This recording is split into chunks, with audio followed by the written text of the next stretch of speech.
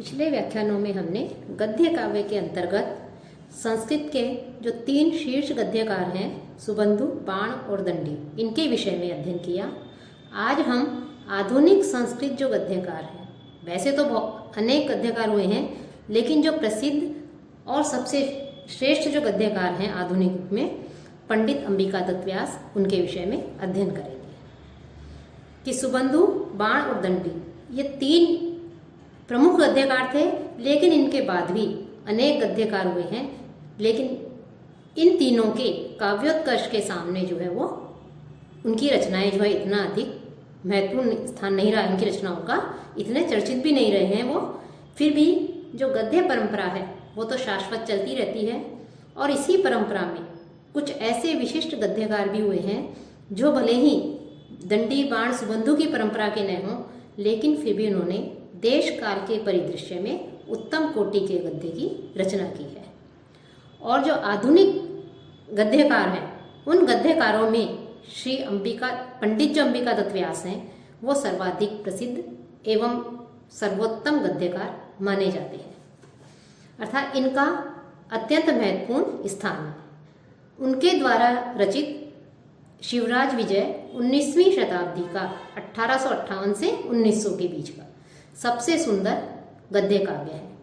वैसे तो पंडित अंबिका दत्त व्यास ने संस्कृत एवं हिंदी में कुल मिलाकर करीब 78 के आसपास उन्होंने रचनाएं लिखी हैं, लेकिन उनके यश का जो मूल आधार है, जिससे उनको प्रसिद्धि मिली, यश मिली, कीर्ति मिली, वह उनका ग्रंथ जो है शिवराज विजय है। शिवराज विजय उपन्यास है और यही उनकी प्रसिद्धि का मुख्य आधार है। ये जो पंडित अंबिका दत्त व्यास हैं, ये काशी के प्रसिद्ध विद्वानों में से थे, और वहीं उनके पूर्वज जो हैं वो जयपुर राज्य के निवासी थे। लेकिन उनके पितामह काशी में आकर बस गए थे और उनका अध्ययन वहीं पर संपन्न हुआ। व्यास जी ने बिहार के राजकीय संस्कृत महाविद्यालय में काफ़ी समय तक अध्यापन कार्य करने के साथ साथ हिंदी और संस्कृत की लगभग अनेकों पुस्तकों की उन्होंने रचना की।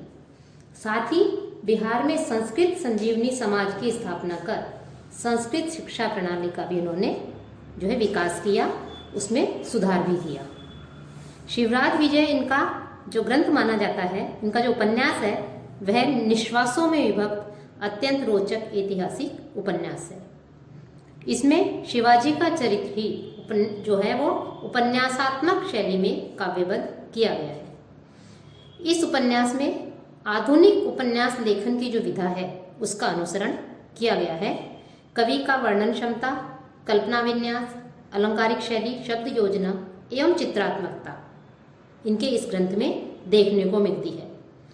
शिवराज विजय का मुख्य रस वीर है, भाषा शैली अत्यधिक प्रभावोत्पादक है और प्रसंग के अनुकूल विभिन्न शैलियों का इन्होंने इसमें प्रयोग किया है।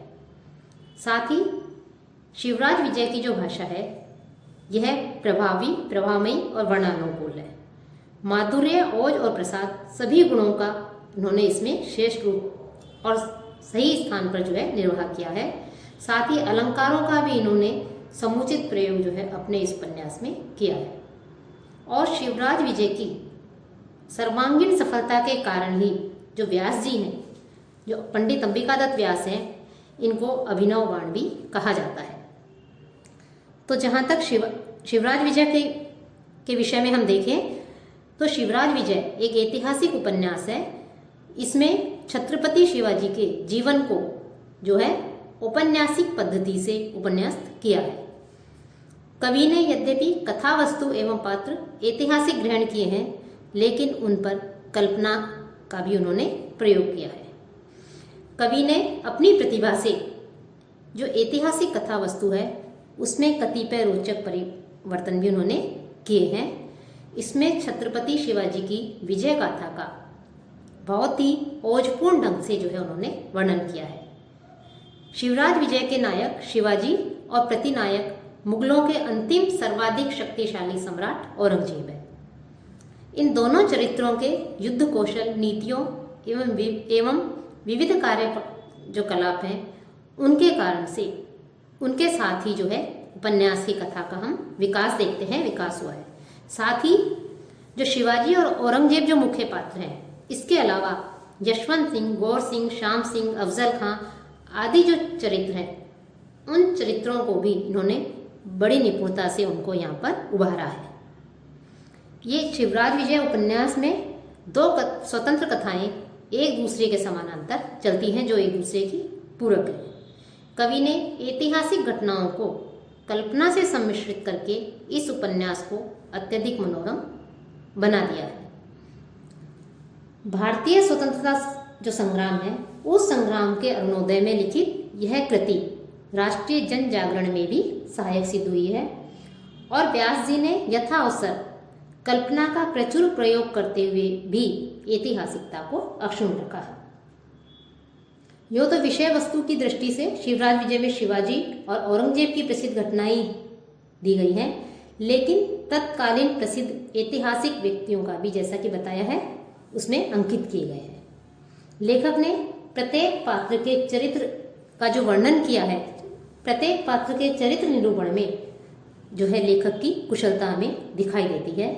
साथ ही शिवराज विजय के नायक जो शिवाजी हैं, वो भारतीय आदर्शों, संस्कृति और सभ्यता में जो है वो पूर्ण रूप से वहाँ पर उन्होंने उसमें का वर्णन किया है। कि जैसे कि उदाहरण के रूप में हम दे सकते हैं कि पंडित अंबिका दत्त व्यास ने जो शिवाजी हैं उनकी विशेषताएं जो स्पष्ट की हैं, उसमें कुछ इस प्रकार से हैं कि महाराष्ट्र देश रत्नम यवन शोणित पिपासा आकुल कृपाण है, वीरता सीमंतनी सीमांत सुंदर सांद्र सिंदूर दान देदीप्य मान दोर्दंड है, मुकुटमणि महाराष्ट्राणाम भूषणम भटानाम निधिर नीतिनाम कुलभवनम कोशलानाम पारावार है, परमोत्साहनाम स्वधर्माग्रह ग्रहीत है, शिव एव धृत अवतार है, कार्य व साध्येयम देहम व पातकेयम। इस उदाहरण में जो अवतरण दिया गया है, इसमें शिवाजी की समग्र चारित्रिक विशेषताएं यहाँ पर स्वतः ही स्पष्ट हो जाती है। और हम देखते हैं कि जो व्यास जी हैं, उन्होंने शिवाजी जो महाराष्ट्र देश का रत्न मानते हुए उनकी कृपाण को यवन रक्त की पिपासु कहा है। साथ ही कवि ने शिवाजी को महाराष्ट्र निवासियों के मुकुटमणि, योद्धाओं का भूषण, नीतियों के निधि, कौशलों के कुलभवन, परम उत्साह के पारावार, स्वधर्माग्रही वीर और शिव जो है उनका साक्षात अवतार कहा है। तथा शिवाजी की यही एक प्रतिज्ञा है कि करो या मरो, अर्थात या तो कार्य की सिद्धि हो या कार्य के लिए बलिदान हो जाओ। इस चरित्र नायक के चरित्र की उत्कृष्टता स्पष्ट करते हुए व्यास जी ने यह स्पष्ट बताया है कि एक ओर तो औरंगजेब पर नारी हरणकर्ता है और दूसरी ओर जो शिवाजी हैं वो यवन शासक की दुहिता को सुरक्षित उसके घर भिजवा देते हैं। इस प्रकार शिवराज विजय के अन्य जो पात्र हैं, उन पात्रों का भी कवि ने वास्तविक चित्रण प्रस्तुत किया है और मानव प्रकृति व बाह्य प्रकृति का सुंदर समन्वय उसमें हमें दिखाई देता है। शिवराज विजय का जो मुख्य रस है, प्रधान रस है, वो वीर रस है, लेकिन हास्य, शांत, विभत्स रस भी सहायक रूप में यहाँ पर हमें दिखाई देते हैं। और प्रधानता तो केवल वीर रस की रही है। और यदि हम यह कहें कि वीर रस के इतने सुंदर चित्र संस्कृत गद्य साहित्य में बहुत कम मिलते हैं, तो कोई अत्युक्ति नहीं होगी। शिवराज विजय की वर्णन शैली भी प्रशंसनीय है और व्यास जी ने इस वर्णन प्रधान कृति में घटनाओं की जो गतिशीलता है उस पर भी पूर्ण ध्यान रखा है। और जो विद्वान हुए हैं, जो विचारक हुए हैं, उन विचारकों ने तो उन्हें अभिनव बाण की उपाधि से विभूषित करते हुए यहाँ तक कह दिया है कि बाण की समान, बाण की भांति एक ही बात अथवा वर्ण विषय को लेकर पेज नहीं रंगे गए हैं। शैली में प्रासादिकता और प्रभाव के साथ प्रौढ़ता भी है। शिवराज विजय के लेखन की जो लेखनी है उसमें दंडी और बाण की शैली की सफल अनुकृति देखी जा सकती है। उनकी समग्र विशेषताएं शिवराज विजय जो काव्य है उसमें परिलक्षित होती है। ईसा की 7वीं-8वीं शताब्दी को संस्कृत साहित्य का स्वर्णयुग कहा जा गया है, जिसमें दंडी, माघ, भवभूति और बाणभट्ट जैसे अनेकों विद्वान जो है हुए हैं। इन सभी की कृतियाँ अपने अपने क्षेत्र में प्रशंसा की पात्र रही हैं। इनकी अपनी अपनी विशेषताएं इतनी अधिक हैं कि कभी काल से कराल काल में भी कवलित नहीं हो सकती, अर्थात वो नष्ट नहीं हो सकती। जहाँ दंडी अपने पद लालित्य और आलोचक के लिए मार्ग सर्वांगपूर्ण काव्य कृतित्व के लिए काव्यशु मार्ग है, और भवभूति करुण रस की मार्मिक अभिव्यक्ति के लिए कारुण्य भवभूते है के रूप में चिरस्मरणीय है। वहाँ बाणभट्ट अपनी अनुपम कला शैली के लिए अमर है। उन सभी का, कि चाहे वो बाणभट्ट हो, चाहे भवभूति हो या मांग हो, इन सभी की का समन्वित प्रभाव यदि हम किसी परवर्ती कवि में देख सकते हैं तो वह अभिनव बाण अर्थात अंबिकादत्त व्यास ही है। इस प्रकार जो अंबिकादत्त व्यास जी हैं, उन्होंने शिवराज विजय में विभिन्न विषयों का कलापूर्ण वर्णन भी किया है और प्रकृति सौंदर्य के भी अनेक हृदयग्राही जो चित्र हैं वो अंकित किए हुए हैं। इन्होंने प्रकृति का इतना सुंदर जो है उसमें चित्रण किया है। शिवराज विजय का जो कला पक्ष है, उस कला पक्ष में देखें तो इसमें कुछ विचारक इसे गद्य काव्य मानते हैं, कुछ ऐतिहासिक काव्य की संज्ञा देते हैं, कुछ उपन्यास कहते हैं। क्योंकि इसमें गद्य काव्य की शैली अपनाई गई है, अतः इसे सहज ही गद्य काव्य मान लिया जाता है, इसे गद्य काव्य कह सकते हैं। शिवराज विजय का भाषा सौंदर्य भी सराहनीय है। इसमें भावों के अनुरूप ही भाषा जो है प्रयुक्त हुई है तथा भाषा सर्वत्र भाव का ही अनुसरण करती है। आधुनिक युग का यही एकमात्र उपन्यास है जिसकी रोचकता, भाषा प्रवाह, वर्णन कौशल एवं अभिव्यंजनात्मकता सर्वथा मौलिक एवं अद्भुत है। देश प्रेम, राष्ट्रभक्ति, उदात्त भावना एवं आधुनिक वातावरण में लिखा गया यही एकमात्र उपन्यास है जिसे सही अर्थ में आधुनिक काव्य या आधुनिक गद्य काव्य कहा जा सकता है। शिवराज विजय में ऐतिहासिक घटनाओं का कल्पनापूर्ण, हृदयग्राही और विशद वर्णन किया गया है। इसके संवाद रोचक और स्वाभाविक है और अनेक स्थलों पर हास्य और विनोद का भी वर्णन है।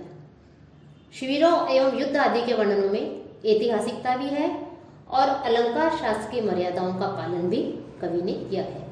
यह काव्य आधुनिक उपन्यासों के समान अत्यधिक रोचक है। इसमें कथा में प्रवाह और घटनाओं में जो है गति है वो हमें इसमें दिखाई देती है। इन्होंने सब प्रकार से श्रेष्ठ जो है उस काव्य की रचना की है। इसकी भाषा उत्तमोत्तम, ओजस्विनी भी, अर्थपूर्ण और सुबोध भी है। साथ ही व्यास जी जो है उन्होंने राजनीति और रणकौशल का भी सुंदर निरूपण अपने शास्त्र में किया है।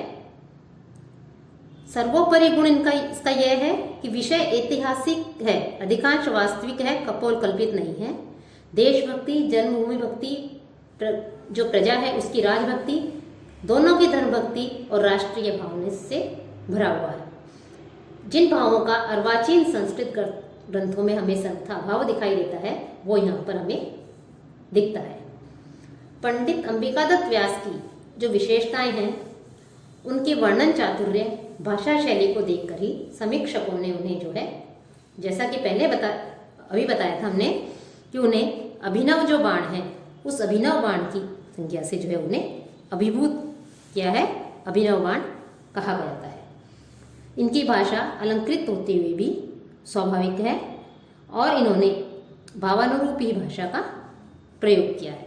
तो इस प्रकार से हम देखते हैं कि जहाँ प्राचीन जो गद्यकार हुए हैं प्रसिद्ध, दंडी, सुबंधु, बाण, उनका जैसे गद्य काव्य में प्रमुख स्थान रहा है, उन्हें महत्वपूर्ण स्थान दिया गया है, वैसे ही जो आधुनिक संस्कृत गद्यकार हैं उन गद्यकारों में पंडित अंबिकादत्त व्यास को महत्वपूर्ण स्थान प्रदान किया गया है।